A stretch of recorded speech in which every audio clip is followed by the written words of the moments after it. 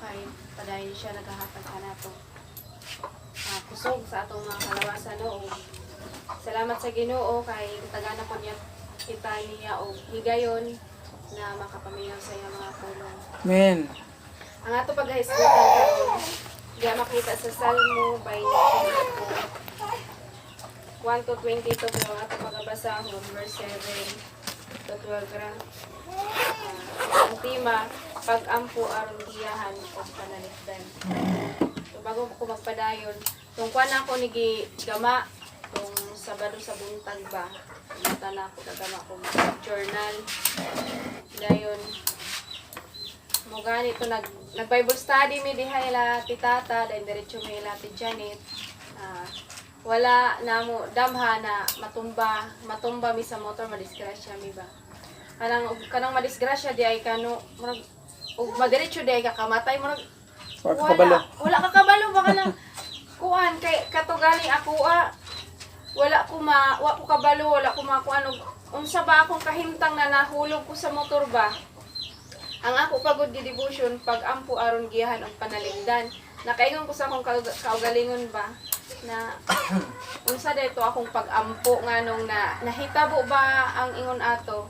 Siguro gitugot pud to ni Lord na ingon ato kay para na siya'y pahinumdum ba sa amoa.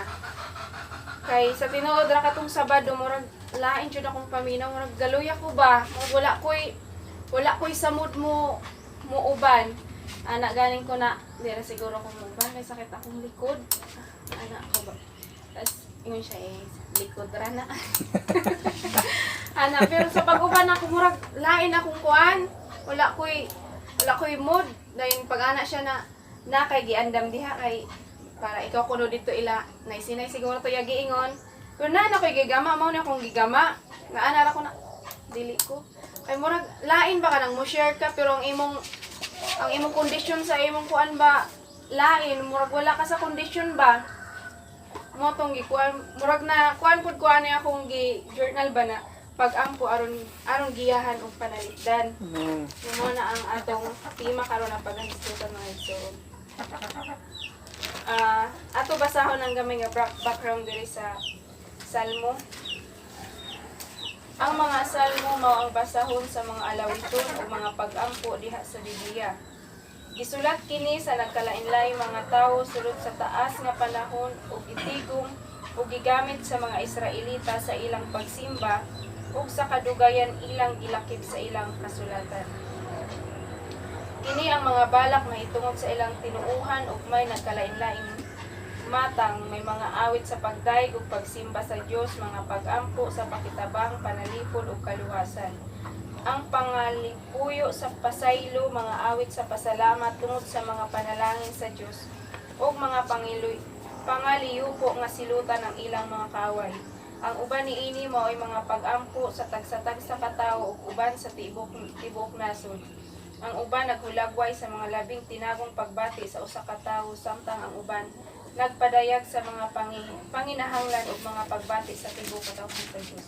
So kini di ang book of Salmo kasagaran na diri ang mga pag-ampo ba kay tung una pud namo na pagsimba sa akong pamilya sa una wala pa ko nagminyo.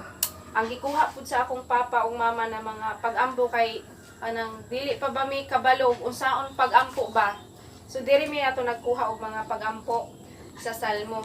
So daghan ta diri mabasa na ug unsa ang mga pag-ampo ba aron pag-ampo aron bantayan ta ug unsa klase natong pag-ampo mga igsoon. So natay tulo ka butang nga atong makatunan may tungod sa pag-ampo aron giyahan kita sa Dios. So ako pangutana unsa atong buhaton aron panalipdan ug giyahan kita sa Ginoo. Unsa atong buhaton aron giyahan kita ug panalipdan sa Ginoo. Sama ba sa usa ka ginikanan ako nag-agi man pud kog nahimo kog anak bago ko nahimo ginikanan. So unsa man atong buhaton aron panalipdan ta sa atong ginikanan ba kanang giyahan ta sa atong ginikanan. Magpatudlo og kanang unsa pa man aron giyahan ta sa atong ginikanan kinahanglan ka nang maminaw pud ta ug unsa ilang itambag sa ato O mao pud na sa atong pagpangalaga diha sa Ginoo. Amen. Unsa atong buhaton aron panalipdan ta ug giyahan kita sa atong Ginoo. Nung una na butang is mangayo og pasaylo diha sa Ginoo. Amen. So nakaingon gani ko ato kung kuan ba ini kahuman ato na kung namo ka disgrasya samtang gabiyahe mi nagpadayon mi ato Buena Vista. Nakaingon ko, Lord, siguro sa akong pag-ampo ganiha wala ko kapangay pasaylo ba. Siguro kanang ang akong pag-ampo ganiha murag taphaw ra ba kay wala jud ko inig kahuman murag lain jud akong kondisyon ba. Oo. Siguro usa pod to nga gipabati sa ako sa Ginoo kay ang akong gigamaan na journal is pag-ampo aron giyahan ug panalipdan sa Ginoo. Siguro wala ko kapangayo pasaylo atong higayon katong nag-ampo ko siguro nagdiretso ra ba ko na salamat tapos wala ko nangayog pasaylo diha sa Ginoo. So ang una nga butang mangayog pasaylo sa Ginoo mabasa nato diri sa verse 7.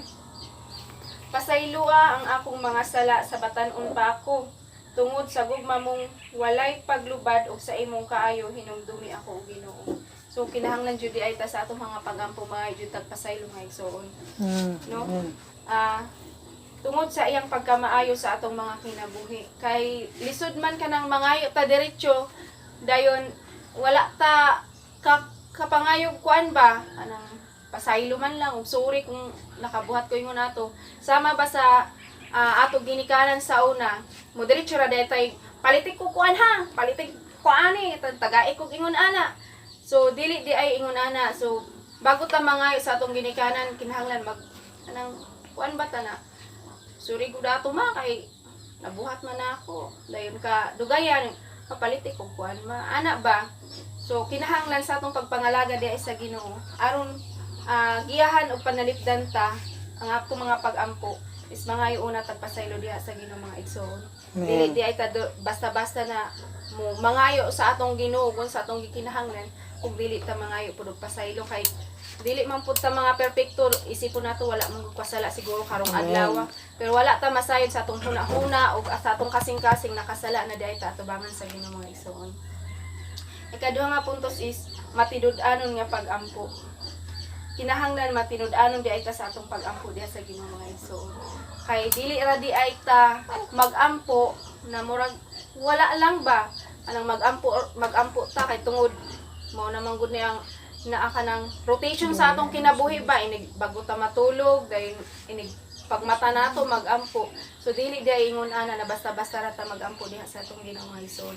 Kinahanglan ang atong pag-ampo is matinud-anon nga pag-ampo diha sa Ginoo.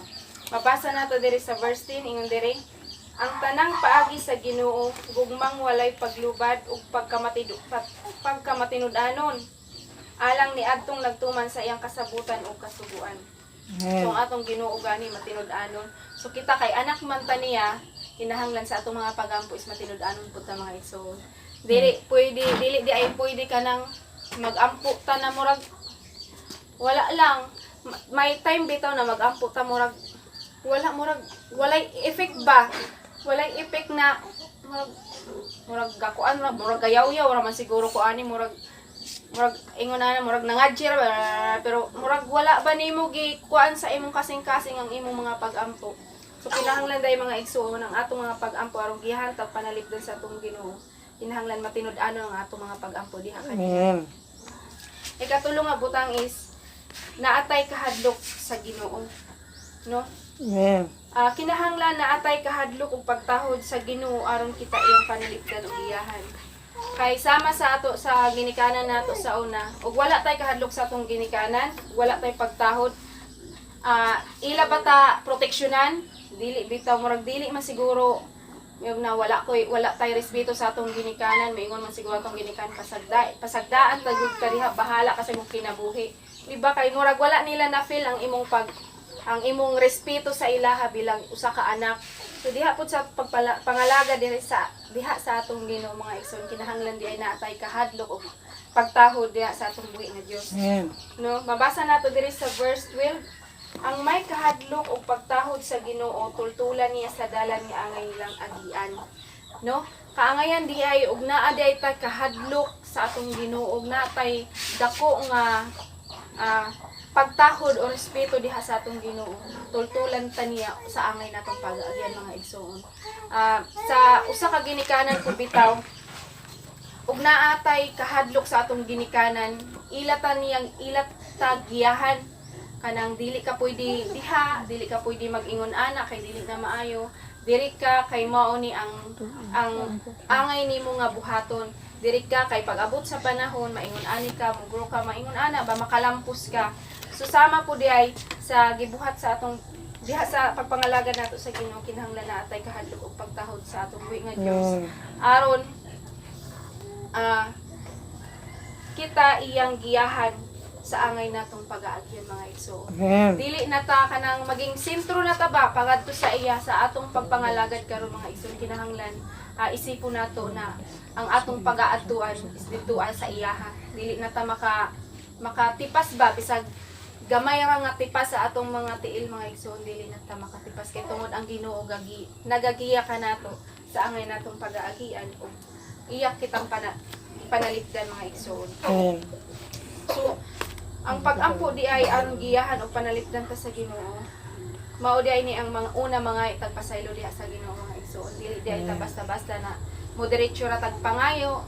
Kinahanglan di ay mangayo tagpasaylo na sa Ginoo. Ang atong mga pag-ampo mga igsoon kinahanglan matinud-anon ta. Anang kinasing-kasing ba dili taphaw ang atong pag-ampo diha sa Ginoo. Kinahanglan kinasing-kasing og matinud-anon ta sa atong mga pag-ampo o ang importante naapod tay kahadlok o pagtahod diha sa atong buhi nga Dios mga igsoon. Kay aron maangko nato ang giya o panalipod sa atong buhi nga Dios mga igsoon. So mao lang to gihangin ako tanan sa pagtindog na kay pagabasahon gyud. Mga igsoon, sa atong mga pag-ampo aron kita iagiyahan o panalipdan, kinahanglan una mga tagpasaylo sa atong mga kalapasan. Sa buhat pulong ug una-una. Mga igsoon, kinahanglan magmatinud-anon ta sa atong mga pag-ampo ug mga sa atong pagpangalaga diha sa Ginoo, kinahanglan na atay kahadlok ug pagtahod sa Ginoo aron maangko nato ang iyang pagpanalipod mga igsoon.